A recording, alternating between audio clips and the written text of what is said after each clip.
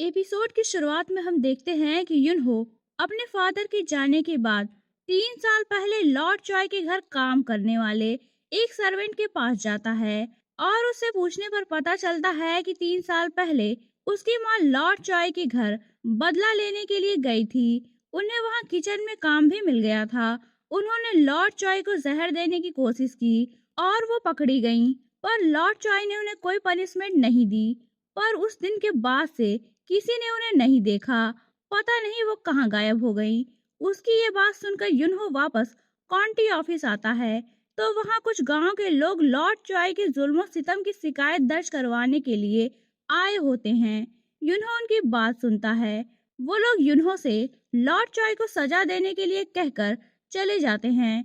उनके जाने के बाद वहाँ वो सारे घोस्ट आते हैं जो गायब हो गए थे। युनहो उनसे पूछता है कि तुम लोग कहाँ थे। इस पर वो बताते हैं कि हम सभी छुपे हुए थे क्योंकि हमें पकड़ने के लिए बहुत से डीमंस आसपास घूम रहे थे। इस पर युनहो उन्हें बताता है कि अब डीमंस खत्म हो गए हैं। उन्हें ग्रिम रीपर मुयुंग पकड़कर अपने साथ ले गया। अब तुम सभी को डरने की कोई जरूरत नहीं है। फिर युनहो उनमें से 2 घोस्ट को लॉर्ड चॉय के सर्वेंट पर नजर रखने के लिए कहता है। इस पर वो भूत उस पर नजर रखते हैं। वो सर्वेंट जुआल के कहने के मुताबिक विश लेडी के लिए खाना लेकर माउंटेन पर जा रहा होता है। वो दोनों घोस्ट उसका पीछा करते हैं और वो दोनों विश लेडी के तिलिस्म की वजह से घर के अंदर नहीं जा पाते। वो दोनों ये बात आकर युनहो को बताते हैं। इस पर युनहो तुरंत उस माउंटेन पर जाने लगता है तो आरंग उसके साथ चलने के लिए कहती है। पहले तो युनहो उसे साथ ले जाने के लिए नहीं मानता, पर आरंग के इंसिस्ट करने पर वो उसे साथ लेकर वहां जाता है। विश लेडी आरंग की मौजूदगी को महसूस कर लेती हैं। वो घर से बाहर निकलती हैं। आरंग उन्हें देखकर हैरान होती है क्योंकि पिछली मुलाकात में उन्होंने खुद को जुआल की आंटी बताया था। उन्हें करीब आता देखकर आरंग को फिर से एक विजन नजर आता है जिसमें वो देखती है कि वो उसी पहाड़ी पर बने खाली घर में छुपकर बाहर देख रही होती है। बाहर जुआल युनहो की माँ को लेकर एक स्ट्रेंजर लेडी के पास जाता है तो उस लेडी के अंदर से एक आत्मा निकलकर युनहो के माँ की बॉडी में एंटर कर जाती है। पर युनहो के माँ की आत्मा तब भी एक्टिव होती है और वो अपनी बॉडी पर मुयून को कब्जा नहीं करने दे रही होती है। वो एक खंजर से खुद को स्टैब करने की कोशिश करती हैं। इस पर जुआल उन्हें ऐसा करने से रोकता है। खंजर नीचे गिर जाता है तो वो उस खंजर को फिर से उठा लेती हैं। मुयून उस बॉडी पर कब्जा नहीं कर पा रही होती है। इस पर जुआल आगे बढ़ता है तो वो उसे खंजर दिखाकर अपनी तरफ आने से रोकती हैं, पर जुआल उनकी तरफ बढ़ता जा रहा होता है तो वो उसे स्टैब करने के लिए खंजर ऊपर उठाती हैं। तभी सामने ली सियोरिम आ जाती है और वो खंजर उसे लग जाता है और इस तरह ली सियोरिम की डेथ हो जाती है। ये सब देखकर युनहो की माँ डर जाती हैं। उनके डरने से मुयून उनकी बॉडी पर कब्जा कर लेती है। फिर वो जुआल से कहती हैं कि ये लड़की यहाँ कैसे आई। जुआल कहता है कि मुझे नहीं पता। इस पर वो कहती है कि इसने सब कुछ देख लिया है, इसलिए हम इसे इस तरह नहीं छोड़ सकते।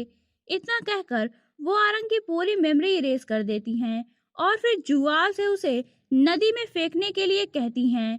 इस पर जुआल उसे उठाता है तो उसके हाथ में पहले से मौजूद हेयर पिन वहीं दरवाजे के पास गिर जाती है। इस विजन के दिखने पर आरंग शॉक्ड रह जाती है। विच लेडी आरंग को टच करने की कोशिश करती हैं। इस पर युनहो उनका हाथ पकड़ लेता है और अपना फैन निकालकर उन पर वार करता है, पर उसका उन पर कोई असर नहीं होता। इस पर युनहो हैरान होता है। विच लेडी कहती है कि मजिस्ट्रेट चाहे तुम कुछ भी कर लो पर तुम मुझे नहीं मार पाओगे। फिर वो आरंग से कहती हैं कि अगर तुम मुझे अपनी बॉडी दोगी तो मजिस्ट्रेट को उसकी माँ वापस मिल जाएगी। इतना कहकर वो अपने बालों में से एक हेयर पिन निकालती हैं तो युनहो अपना फैन ओपन करता है। इस पर विच लेडी हेयर पिन उस फैन में स्टैब कर देती हैं जिससे वो फैन डिस्ट्रॉय हो जाता है।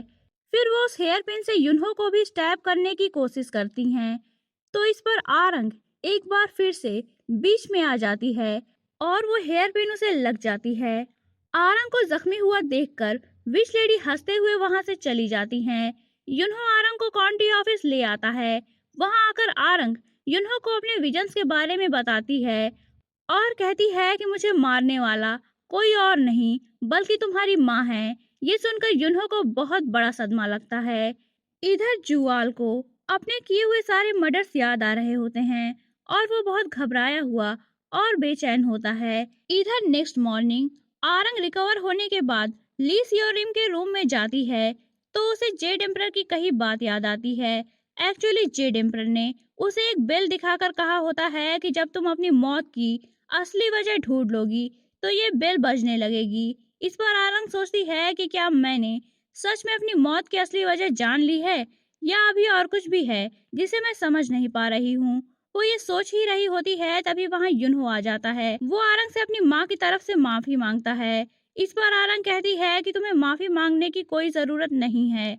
मुझे लगता है कि अभी मुझे बहुत सी बातों का पता लगाना है। इस पर युनहो कहता है कि शायद तुम ठीक कह रही हो। तुम्हारे विजन्स में मेरी माँ जुआल के साथ उस माउंटेन पर गई थी, इसलिए हमें सबसे पहले जुआल के बारे में पता लगाना होगा। इतना कहकर युनहो चॉय मैंसन जाता है तो देखता है कि वहाँ लॉर्ड चॉय ने पहरा बढ़ा दिया होता है। चारों तरफ सोल्जर्स तैनात होते हैं। इस पर युनहो बचते बचाते जुआल के रूम में पहुंचता है तो वहाँ जुआल नहीं होता। उसे वहाँ आरंग का स्केच मिलता है। फिर युनहो वहां से बाहर आता है तो देखता है कि बाहर बहुत से सोल्जर्स पहरा दे रहे होते हैं। इस पर वो छुपने के लिए एक रूम में जाता है तो वहां बहुत सारे इलीगल वेपन्स रखे होते हैं। तभी उसके हाथ से एक स्पेयर छूटकर गिर जाता है जिसके गिरने की आवाज बाहर पहरा दे रहे सोल्जर्स सुन लेते हैं। वो सब अंदर जाते हैं। युनहो उनका मुकाबला करता है जिसमें युनहो जख्मी हो जाता है। इधर आरंग बैंगुल के पास जाती है और उसे युनहो के माँ के बारे में बताती है और पूछती है कि क्या कोई ऐसा तरीका है जिससे उस मॉन्स्टर को युनहो की माँ की बॉडी से निकाला जा सके। इस पर बैंगुल कहती है कि मुझे नहीं पता पर मेरी ग्रैंड मदर इस बारे में जानती होंगी। इस पर आरंग बैंगुल से उसकी मरी हुई ग्रैंड मदर की आत्मा को बुलाने के लिए कहती है। इस पर पहले तो बैंगुल नहीं मानती, फिर आरंग के इंसिस्ट करने पर उसे एग्री होना पड़ता है। फिर वो आरंग के साथ अपने घर की छत पर जाकर कुछ मंत्र पढ़कर अपनी ग्रैंड मदर की आत्मा को बुलाती है तो उसकी ग्रैंड मदर की आत्मा वहां आती है। इस बार बैंगुल उन्हें देख रही होती है इसलिए वो खुश होती है पर वो उनकी बातें सुन नहीं पा रही होती है। ग्रैंड मदर उन दोनों से पूछती हैं कि तुम दोनों ने मुझे क्यों बुलाया।